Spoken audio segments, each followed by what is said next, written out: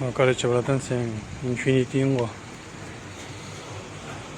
Датчигің шамалы күйіп кетіпті. Көрініп тұрған болар да.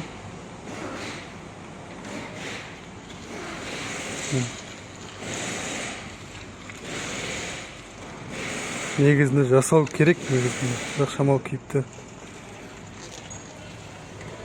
Ал бензин иіс шығып атқан себебі, қазір мынаны қойып алайын шына жерге.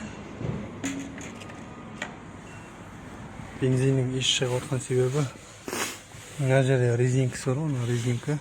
Сол орнынан шығып кеткен, сосын мынаны қатайтпаған дұрыстап. Сондықтан сенде иіс шығып тұрған.